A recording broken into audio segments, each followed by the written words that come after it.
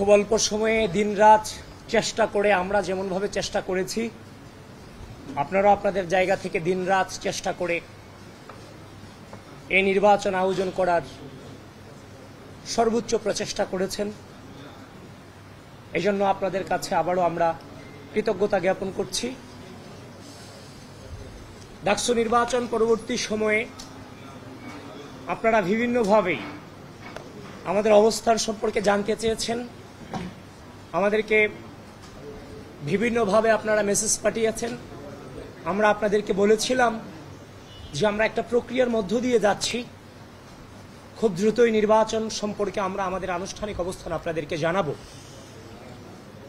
তো নির্বাচন শেষ হয়েছে, প্রায় 2 সপ্তাহ হতে চলল। আমরা আমাদের জায়গা থেকে যে অভিযোগগুলো এসেছে, যেগুলোর প্রমাণ আমরা পেয়েছি, সেগুলোর সম্পর্কে ঢাকা বিশ্ববিদ্যালয় নির্বাচন কমিশন এবং ঢাকা বিশ্ববিদ্যালয় প্রশাসনের কাছে আমরা লিখিত আবেদন জানিয়েছি। লিখিত আবেদন জানানোর পরে আমরা দেখতে পাচ্ছি যে সেখানে কালক্ষেপণ হচ্ছে, আমাদেরকে অ্যাভয়েড করে চলার একটা চেষ্টা তারা করে যাচ্ছে। যারই ফলশ্রুতিতে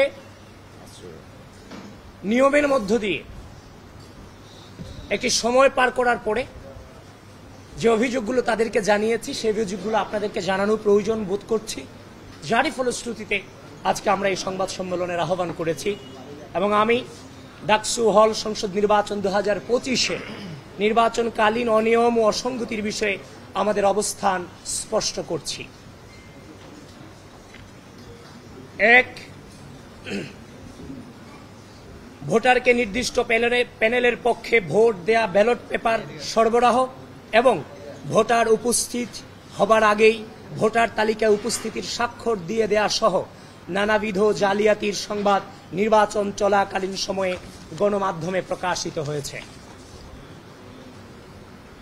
বিভিন্ন কেন্দ্রে ভোটার উপস্থিতি ও ভোট প্রদানের হার অসামঞ্জস্যতা পরিলক্ষিত হওয়ায় বাংলাদেশ জাতীয়তাবাদী ছাত্রদল সমর্থিত প্যানেলের প্রার্থীরা সহ অধিকাংশ প্যানেল এবং একাধিক স্বতন্ত্র প্রার্থী ইতিমধ্যেই ভোটার উপস্থিতির তালিকা এবং ভোট কেন্দ্রের সিসিটিভি ফুটেজ চেয়ে ঢাকা বিশ্ববিদ্যালয় প্রশাসন বরাবর আবেদন করেছেন, কিন্তু ঢাবি প্রশাসন সে বিষয়ে বারবার আশ্বাস দিলেও কার্যকর কোনো পদক্ষেপ গ্রহণ না করে কালক্ষেপণ করে চলেছেন।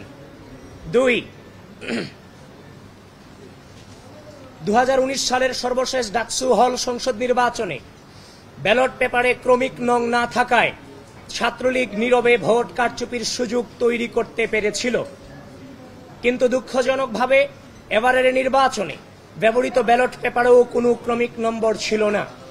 এছাড়াও ছাপানো ব্যালট পেপারের সংখ্যা, ভোট কেন্দ্রে সরবরাহকৃত, ব্যবহৃত এবং বাতিল হওয়া ব্যালট পেপারের সংখ্যা এবং ভোট গ্রহণ শেষে ফেরতকৃত ব্যালট পেপারের সংখ্যা এখনো পর্যন্ত কোথাও প্রকাশ করা হয়নি।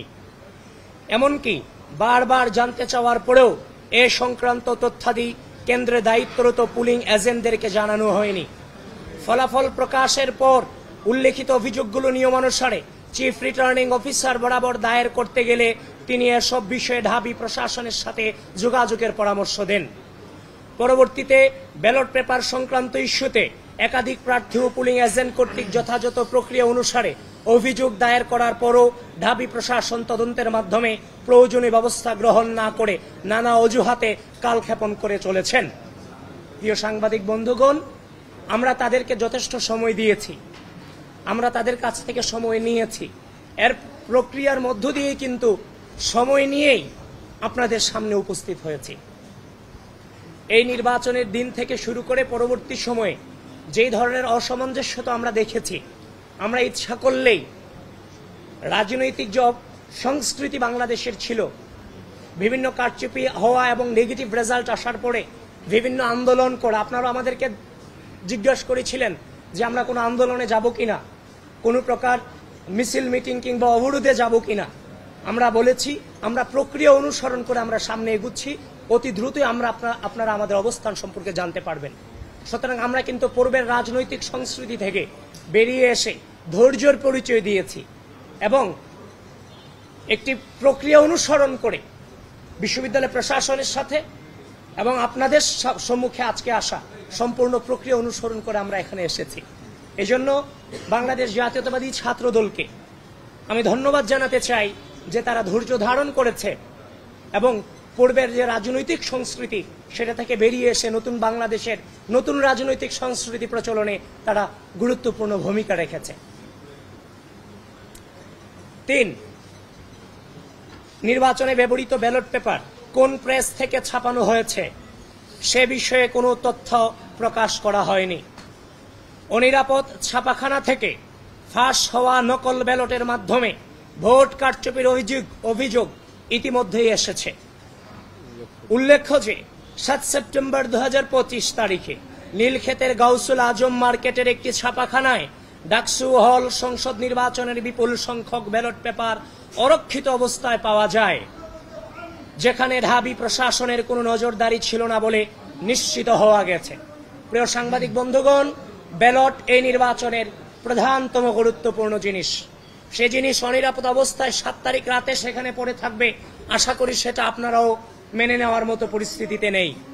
এবং আমরা সে অভিযোগ নির্বাচনের দিন পেয়েছি এবং যিনি সেদিন তিনিও নির্বাচন করেছিলেন, যিনি সেখানে ছিলেন, তার বুকমার্ক আনতে গিয়ে সারেজমিনে সেখানে যিনি উপস্থিত ছিলেন এবং যিনি সে ছবি তুলেছিলেন, ব্যালট পেপারের ছবি তুলেছিলেন, তিনিও আজকে সংবাদ সম্মেলন আমাদের সামনে উপস্থিত আছেন। প্রিয় বন্ধুগণ, আমরা নির্বাচনের দিন যখন এই ছবি পেয়েছি আমরা বিশ্বাস করতে চাইনি। নানান বাস্তবতার কারণে কিংবা ব্যস্ততার কারণে আমরা সেটাকে এড়িয়ে গিয়েছিলাম, কিন্তু পরক্ষণেই যখন দেখতে পেলাম তার নিজ হাতে ছবি তোলা এই যে ব্যালট পেপারের ছবি এবং যে আঙ্গুল দেখছেন সে আঙ্গুলও কিন্তু সেই ছেলেটারই আঙ্গুল। এবং সেখানে আমরা সেই ফোন থেকে আমরা আইফোনে ছবি তোলা, সেখানে 7 সেপ্টেম্বর 2025 রাত 12:57 AM লেখা আছে। সুতরাং এটাকে ভুল প্রমাণিত করার কোনো সুযোগ আমাদের হাতে কিংবা আপনাদের হাতে নেই। সেজন্য এই বিষয়টাতে বিশ্ববিদ্যালয় প্রশাসন কোনোভাবে হালকাভাবে নেওয়ার সুযোগ নেই। বিশ্ববিদ্যালয় প্রশাসনকে এই ব্যাপারে জোরালোভাবে তাদের অবস্থান এই জাতির সামনে এবং বিশ্ববিদ্যালয়ের সামনে তুলে ধরতে হবে। 4,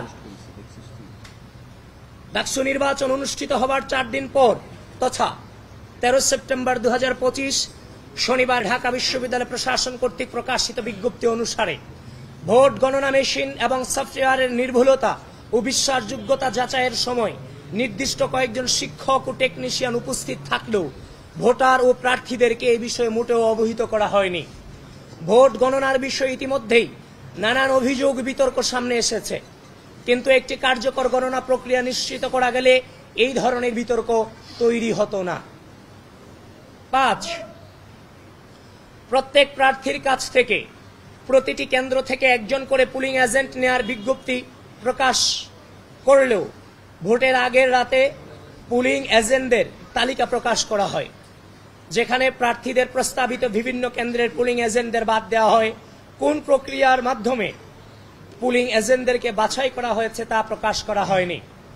6, ভোট গ্রহণের আগে পুলিং এজেন্টদেরকে আইডি কার্ড সরবরাহ করার কথা থাকলেও তা যথাসময়ে সরবরাহ করা হয়নি, যার কারণে অনেক পুলিং এজেন্ট যথাসময়ে ভোট কেন্দ্রের সম্মুখে উপস্থিত হয়েও ভোট কেন্দ্রে প্রবেশ করতে পারেনি এবং অনেক ভোট কেন্দ্রে পুলিং এজেন্টের অনুপস্থিতিতে পক্ষপাত দুষ্ট অবস্থায় ভোট গ্রহণ শুরু হয়। 7, একটি নির্দিষ্ট প্যানেল বাদে সকল প্রার্থী ও প্যানেলকে জানানো হয়েছিল যে 8টি ভোট কেন্দ্রে ভোট গ্রহণ হবে, কিন্তু ভোট গ্রহণের দিন দেখা যায় যে 8টি ভোটিং এরিয়ায় মোট 18টি ভোট কেন্দ্রে ভোট গ্রহণ করা হচ্ছে, যে কারণে ওই নির্দিষ্ট প্যানেল ব্যতীত আর কোনো প্রার্থী বা প্যানেল 18টি কেন্দ্র অনুসারে পুলিং এজেন্ট নিয়োগ করতে পারেনি। 8, ডাকসু হল সংসদ নির্বাচনে কোন প্রক্রিয়া অনুসরণ করে পুলিং অফিসার নিয়োগ দেওয়া হয়েছে সে বিষয়ে অস্পষ্টতা রয়েছে। চিফ রিটার্নিং অফিসার কর্তৃক পুলিং অফিসার নিয়োগ করার কথা থাকলেও তাদেরকে ঢাকা বিশ্ববিদ্যালয় প্রশাসন কর্তৃক নিয়োগ দেওয়া হয়েছে বলে তিনি জানিয়েছেন। নির্বাচনী আচরণবিধি সম্পর্কে ন্যূনতম ধারণা না থাকায় অধিকাংশ পুলিং অফিসার নির্বাচনী আচরণবিধি সম্পর্কে সাংবাদিকদেরকে ভুল তথ্য দিয়ে প্রার্থীদের বিরুদ্ধে আচরণবিধি লঙ্ঘনের ভুয়ো অভিযোগ তুলে নির্বাচনকে প্রভাবিত করেছেন, যার ভুক্তভোগী আমি নিজে। সেটা আপনারা অবশ্যই জানেন। আমি যখন টিচার্স ক্লাবে সকালে যখন প্রবেশ করি, রিটার্নিং অফিসার যিনি সেখানে ছিলেন তার অনুমতিক্রমে এবং তিনি দায়িত্ব নিয়ে আমাকে সেখানে প্রবেশ করিয়েছেন এবং বিভিন্ন বুথগুলো আমাকে দেখিয়েছেন। কিন্তু দুঃখজনক হলেও কিছুক্ষণ পরেই আমি শুনতে পাই যে বিভিন্ন পত্রিকাতে ছয়লাভ হয়ে গেছে যে ছাত্র দলের মনোনীত ভিপি প্রার্থী তিনি আচরণবিধি লঙ্ঘন করে ভোট কেন্দ্রে প্রবেশ করেছেন। আপনাদের মেইন স্ট্রিম মিডিয়াগুলোকে পর্যন্ত বিভ্রান্ত করতে বাধ্য করেছে। মানে ব্যাপারটা এমন দাঁড়িয়েছে যে আগে ছাত্রলীগ ভোট কেন্দ্র দখল করত, ছাত্র দলের ভিপি প্রার্থী জোর করে ভোট কেন্দ্রে প্রবেশ করেছে, যে যেখানে আছেন আপনারা সবাই আসুন, ভোট দান করুন, ছাত্রদলকে প্রতিহত করুন। ব্যাপারটা ওরকমই ছিল এক প্রকার। এই যে নেগেটিভ ইম্প্যাক্ট আমাদের উপরে পড়েছে নির্বাচন চলাকালীন সময়, এবং কি যেখানে গঠনতন্ত্রের স্পষ্ট উল্লেখ আছে আমাদের সেখানে যাওয়ার ভিপি জিএসদের সেখানে প্রদর্শনী করার অধিকার আছে, এই যে আমাদের উপর যে অন্যায় হয়েছে এর বিচার কি হওয়া উচিত, এর দায়ভার কে নেবে? এই পরিকল্পিতভাবে প্রতিটি স্তরে স্তরে আমাদেরকে এভাবে বাধার সম্মুখীন করা হয়েছে। শুধু এটা নয়, এই পুলিং অফিসাররা ভোট কেন্দ্রের সামনে 41 জন প্রার্থীকে ভোট দেওয়া তো এটা সহজ কোনো ব্যাপার নয়। 41টা ব্যালট পেপার কি কোনোভাবেই মনে থাকবে? থাকবে না। তো আমাদের যে ব্যালট পেপারগুলোর নাম্বারগুলো দিতে গিয়েও এই পুলিং অফিসাররা আমাদেরকে বারবার মবেশ স্বীকার করেছে। সুতরাং এই দায়ভার কার? এটা পরিকল্পিত ছিল। 9, নিরাপত্তা ও ভোট সংশ্লিষ্ট দায়িত্বে থাকা কতিপয় অতি উৎসাহী বিএনসিসি, রোভার স্কাউট ও গার্লস গাইড সদস্যের ভূমিকা ইতিমধ্যেই প্রশ্নবিদ্ধ হয়েছে। নির্বাচনের দিন ক্যাম্পাসের প্রবেশ মুখে নিরাপত্তার দায়িত্বরত কতিপয় বিএনসিসি, রোভার স্কাউট ও গার্লস গাইড সদস্যের সহায়তায় একটি নির্দিষ্ট গোষ্ঠীকে ক্যাম্পাসে অবাধে প্রবেশের সুযোগ দেওয়া হয়েছে বলে শিক্ষার্থীদের পক্ষ থেকে একাধিক অভিযোগ এসেছে এবং একাধিক বহিরাগত শিবির কর্মীকে শিক্ষার্থীরা হাতে নাতে ধরে প্রক্টর অফিসে সুপর্দ করেছিল।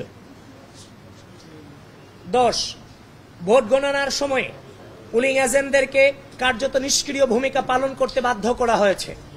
ভোট গণনা প্রক্রিয়ার সাথে পুলিং এজেন্টদেরকে যথাযথভাবে যুক্ত না করায় এবং প্রক্রিয়ায় ত্রুটি থাকার প্রতিবাদে বাংলাদেশ জাতীয়তাবাদী ছাত্রদল সমর্থিত প্যানেলের সকল পুলিং এজেন্ট সহ অধিকাংশ প্রার্থীর পুলিং এজেন্ট রেজাল্ট শিটে স্বাক্ষর না করেই ভোট কেন্দ্র ত্যাগ করেছেন।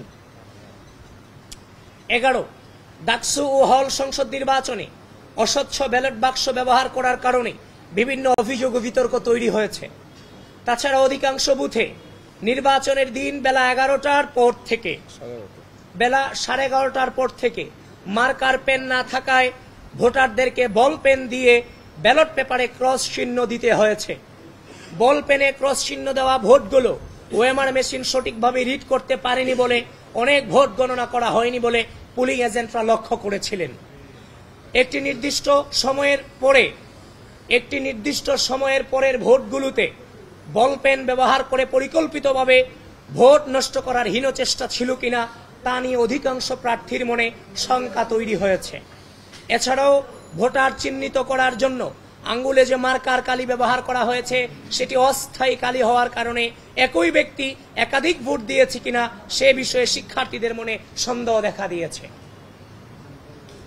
প্রিয় সাংবাদিক ভাই ও বোনেরা, উল্লেখ্য আইন ও বিধি অনুসারে উপরোক্ত নিয়ম ও অসঙ্গতি সমূহের বিষয়ে বারবার সংশ্লিষ্ট কর্তৃপক্ষকে অবগত করে সমাধানের অনুরোধ করলেও তারা কোনো কার্যকর পদক্ষেপ নেননি, বরং ইচ্ছাকৃতভাবে কালক্ষেপণ করে চলেছেন, যার ফলে ডাকসু হল সংসদ নির্বাচন 2025 ইতিহাসের পাতায় একটি নেতিবাচক প্রশ্নবিদ্ধ নির্বাচন হিসেবে ঠাঁই পাবার দিকে এগিয়ে যাচ্ছে বলে আমরা মনে করি।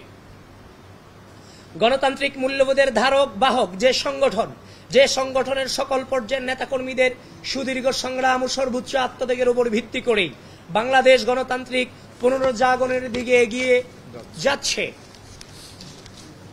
সেই বাংলাদেশ জাতীয়তাবাদী ছাত্র দলের প্রতিনিধি হিসেবে গণতান্ত্রিক প্রক্রিয়াকে এভাবে ভুলুণ্ঠিত হতে দেখা আমাদের জন্য চরম হতাশাজনক ও কষ্টদায়ক। আমরা তারপরও আশা রাখব যে ঢাকা বিশ্ববিদ্যালয় প্রশাসন গণতান্ত্রিক মূল্যবোধের অন্যতম স্তম্ভ স্বচ্ছতা ও জবাবদিহিতার পথে ফিরে এসে উপরোক্ত অনিয়ম এবং অসঙ্গতি সমূহের বিষয়ে যথাযথ তদন্তপূর্বক সকলের সামনে সত্য উন্মোচন করবে।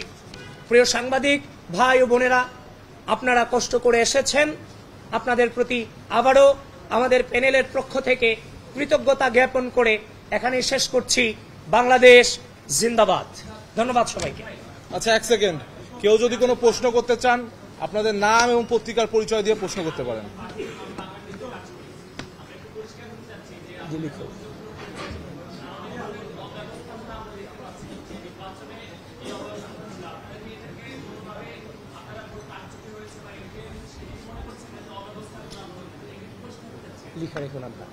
অব্যবস্থাপনা তো আছে, সেগুলো ছিল পরিকল্পিত, যেটা নির্বাচনকে প্রভাবিত করেছে। ইতিমধ্যে আমি যেগুলো বলেছি কোনো অস্পষ্ট এখানে কিছুই ছিল না। তাছাড়া ঘোরতর যে অভিযোগটা, ঢাকা বিশ্ববিদ্যালয়ের ব্যালট পেপারকে আপনি কোনোভাবেই গাউসুল আজমের নিচতলায় অরক্ষিত অবস্থায় রাখতে পারেন কিনা, সে প্রশ্ন আপনাদের মধ্য দিয়ে বিশ্ববিদ্যালয়কে এবং গোটা জাতিকে, ঢাকা বিশ্ববিদ্যালয়ের প্রশাসনকে আমি করছি। এবং কোনো ক্রমিক নম্বর এই ব্যালট পেপারে ছিল না। এবং এই যিনি আছে যে এই ব্যালট পেপার ওইখানে অরক্ষিত অবস্থায় থেকেছে, সেখানে সিসি ফুটেজ আছে, সেগুলোকেও আপনারা কালেক্ট করেন। কারণ ক্রমিক নম্বর না থাকায়, ব্যালট পেপার অরক্ষিত অবস্থায় থাকায়, ভোটের উপস্থিতি এবং ভোটারদের উপস্থিতি এবং ভোট করার হারের যে অসামঞ্জস্যতা, সবকিছু মিলিয়ে অবশ্যই আমরা কারচুপির দৃষ্টান্ত তো অনেকটা দিয়েই দিয়েছি, বাকিটা বের করার দায়িত্ব আপনাদের।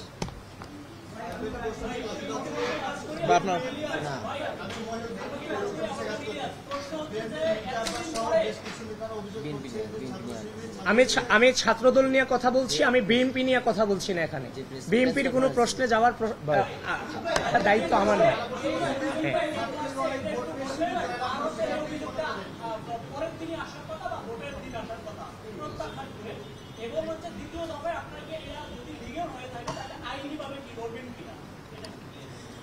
দেখেন, পরের দিন আসার কথা যেটা বলেছেন, এখন আমি যদি কোনো জিনিসে প্রপারলি তদন্ত ছাড়া আপনার সামনে আসি, এটা কি কোনোভাবে আপনিও মেনে নেবেন?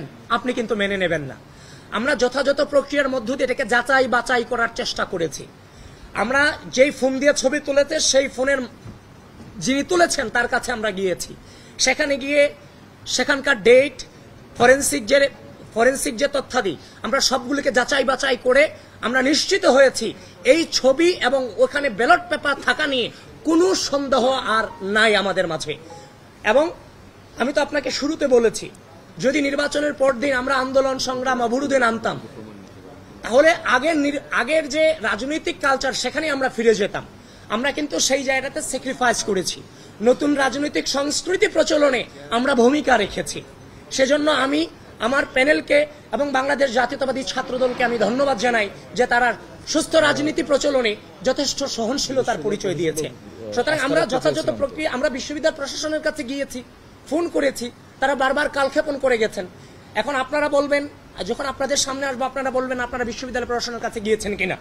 তো আমরা বিশ্ববিদ্যালয় প্রশাসনের কাছে গিয়েছি, সকল প্রকার নিয়ম আমরা মেনেছি। যখন দেখছি কালক্ষেপণ হচ্ছে, তখন আমরা মনে করেছি যে আপনাদেরকে এগুলো জানানো প্রয়োজন। যারই ফলশ্রুতিতে আপনাদের সামনে এসেছি, আপনারা এই বিষয়টা নিয়ে বৃহত্তর ইনভেস্টিগেশন করুন।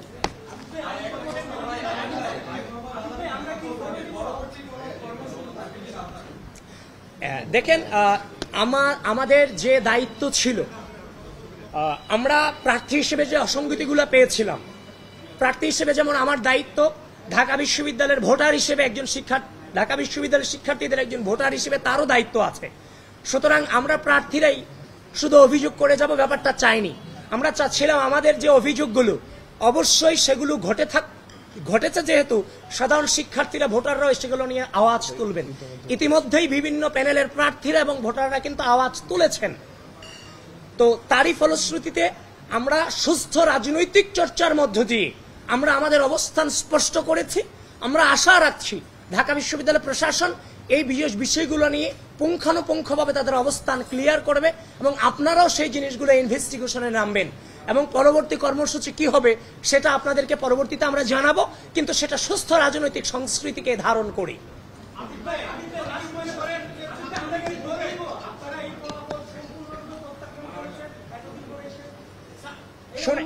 শোনেন আমি বলি, ফলাফল প্রত্যাখ্যান কি প্রত্যাখ্যান না, তার চেয়ে বড় কথা হচ্ছে 2019 সালের যে ডাকসু নির্বাচন হয়েছে, 19 সালে ডাকসু নির্বাচন হয়েছে, সেই নির্বাচনকে নিয়েও কিন্তু এখন পর্যালোচনা হচ্ছে।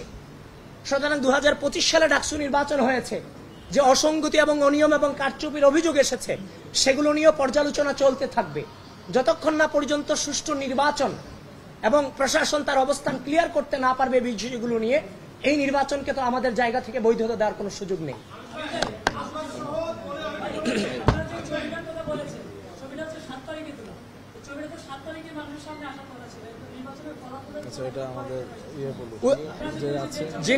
যিনি ছবি তুলেছেন আমি তাকে কথা বলার জন্য আহ্বান জানাচ্ছি। উৎস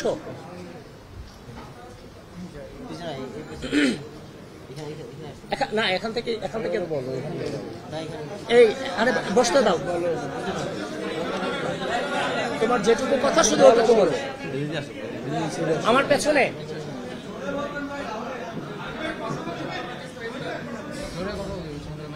অ্যান্সার দিক,